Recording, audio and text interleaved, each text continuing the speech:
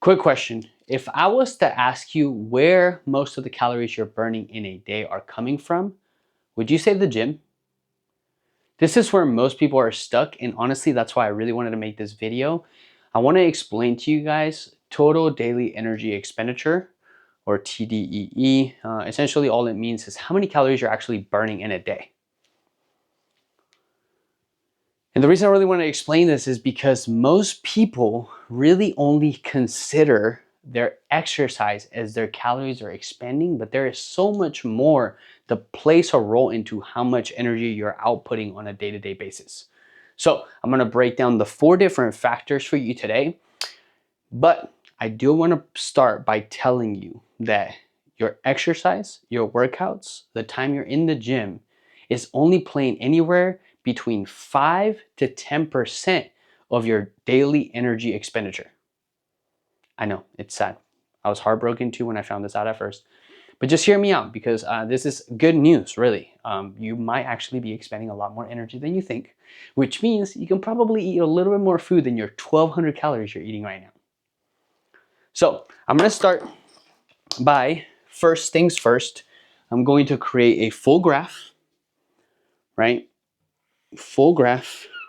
And don't mind my whiteboard skills, because this is my first time using the whiteboard. Oh my goodness, there we go. All right, so this is our full graph, right? This is our total energy expended for the day. Like I said, there's going to be 4 factors that play a role into this. And I'm going to start with the very first one, which is the highest factor of your energy expenditure for the day. And it's something that a lot of people don't think about, which is crazy. But that is going to be your BMR, Basal Metabolic Rate. And all your basal metabolic rate is how much energy your body requires just to survive. Literally, if you woke up tomorrow morning and you sat on the couch all day, literally all day, and did nothing else, just sat on the couch and watched TV,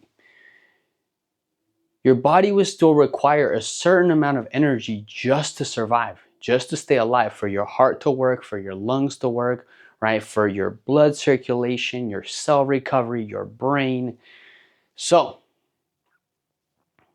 here comes the big punch.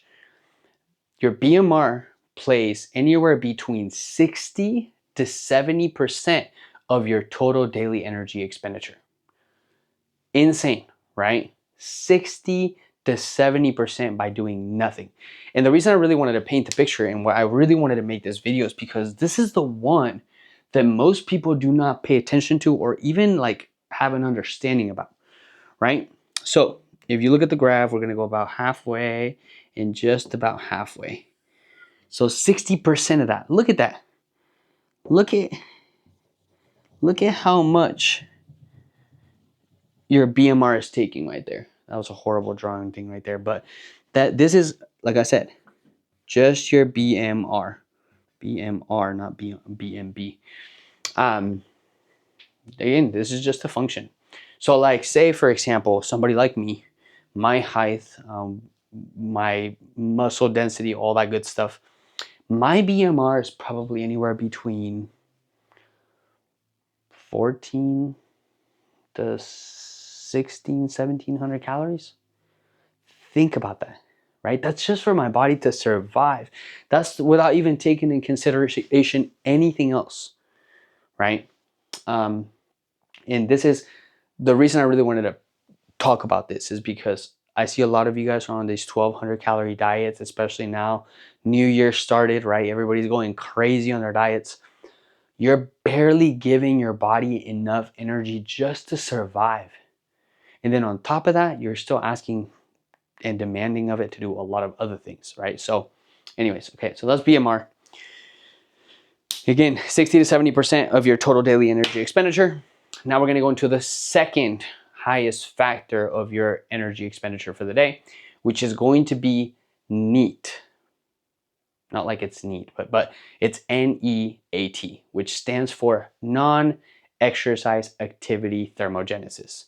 Now, your non-exercise activity thermogenesis is things like walking, you cleaning the house, you picking your kids up, right? Walking into the office, getting in and out of the car, you know, getting things from above the fridge, like all of these things that you're doing on a daily basis, even like me fidgeting right now and talking with my hands, that's part of my non-exercise activity thermogenesis. Your NEAT, and this is where a lot of people undervalue these things, right? This is why it is so important that you have some type of movement goal outside of the gym, right? So like a step goal is something that we have all of our clients and members really focus on because it's part of your knee, right? So again, knee, huge undervalued piece of weight loss and in fat loss, okay? So hear me out. NEAT. NEAT. Wow, horrible handwriting, but we're not gonna talk about that. Okay, NEAT is gonna play anywhere between 10 to 15% of your total daily energy expenditure, right? So that's your NEAT right there. Now, there's two things left, but think about how much of that graph is already taken up, right? Like you're thinking about how much energy you're expanding, period. Like, right? Just by your body functioning, right? And all the things you're doing outside of the gym, like all the movement, all the walking, all that stuff, you're already sitting anywhere between, what is that, 70, 80% of your energy expenditure for the day. That's without us even talking about exercise, right? So we're gonna make exercise blue. I don't know why, but blue sounds like the right thing to do. So now we're gonna talk about, it's called EAT, okay? Exercise Activity Thermogenesis. Can you guess how much of a role that plays? Well, I actually already told you at the beginning of the video, but your EAT, your exercise activity thermogenesis, and obviously like this is going to be person dependent. By the way, the percentages are person dependent. There's other factors that play a role into how much a person expands energy, right? Like muscle mass, height, weight, all of those good things. So EAT is going to play anywhere between 5 to 10% of your total daily energy expenditure. That is such a minuscule amount. And that is the one thing people focus on the most, and exactly why I wanted to create this video.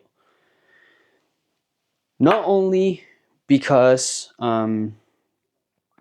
people are only focusing on that, but because people are setting their calories so low because all they're thinking about is this little piece right here, right? They're not considering all of this right here. So of course you're starving. Of course you're gonna fall back and keep falling down on your nutrition and keep falling off and keep coming back. And it's like this yo-yo effect because you're literally starving your body. Your body is literally telling you, I'm not getting enough energy. So of course it's gonna crave all of the things. It's gonna wanna eat all of the things. So yeah, dude, like just think about that. Anyways, we're getting into the last one, right? And this is one of my favorites. Reason being is because one thing people do not understand, and this is where like the whole people tell you calorie is a calorie. A calorie is a calorie. A calorie is literally just a unit of measurement. But how your body is going to utilize that calorie depending on where it comes from is going to be massively different, right? So now we're going to go into TEF. It's Thermic Effect of Food. And all that really means is that every different type of food is going to require a certain amount of energy for your body to process and digest, right? The two things that take the most calories to digest and process are going to be protein and fiber. And that's why you see like most of these diets, right? They want you to keep your protein high, keep your fiber high. There's plenty of other benefits from those two, but they do have the highest TEF, which means that the more of those two that you're eating, your body is having to work harder, which means it's expanding more energy, right? It's burning more calories just to digest that food. So, and that is obviously going to be only the last 5 to 10%, right? So you have TEF. That's going to be this last little piece right here, right? So to kind of break it back down, right? And to help you guys understand. 60 to 70% of the calories you're expending from the day are coming from the fact that your body just has to survive. Your organs need to work, cell recovery, blood circulation, all this stuff. The second highest factor is going to be NEAT, which is going to be your non-exercise activity thermogenesis. Essentially just what you're doing on a day-to-day, right? Walking, doing stuff around the house, picking up your kids, all that good stuff. And that is going to play anywhere between 10 to 15% of your energy expenditure for the day. Then you have EAT, which is the one thing that most people focus on, right? Your workouts. That is only going to be 5 to 10%, as well as TEF, your Thermic Effect of Food. It's only going to be 5 to 10% as well. And yeah, man, I really hope and pray that this gives you guys a bigger picture on like the calories you're expanding on a day-to-day basis, and it helps you understand. Okay, so like one of the main reasons I really wanted to make this video is because a lot of people that come into our gym, right, we'll give them a calorie goal. Like say for example, Susie comes in, she's been eating 1,200 calories a day because that's what Jenny down the street told her to eat because that's what's helping her lose weight, blah, blah, blah, blah, blah. So then as a professional, somebody comes into me and I take in consideration all of these factors. So then I end up setting her with a goal of say 1,600 calories because that's how much literally her body would need, including her exercise, the step goal that I'm giving her, right? And just again, like her BMR overall. They freak out. They're like 1,600 calories, like that is so much food. Yeah, it's so much food compared to your 1,200 calories, but at 1,600 calories, you will still be in a calorie deficit. But you're actually nourishing and fueling your body properly so that you're losing the weight, not only the right way, but in a way that you can maintain and sustain all the weight you lose. And that is what's most important to me, right? So anyways, I really wanted to break this down to you guys because sometimes it can be a reality check, right? I think let's just say like somebody's BMR that's like tiny or petite, right, would still be anywhere between 1,000 to 1,200 calories. That's just their BMR, bro. You know what I'm saying? So like they're barely feeding themselves enough to survive. So then they wonder, why am I so tired all the time? Why do I have headaches? Why am I always like cranky and hungry and craving things? Well, bro, your body is literally just asking you like, bro, please feed me, you know? So anyways, I really hope this was helpful, guys. If you guys have any more questions, and just let me know down in the comments. But I'm actually really excited because I just bought this whiteboard.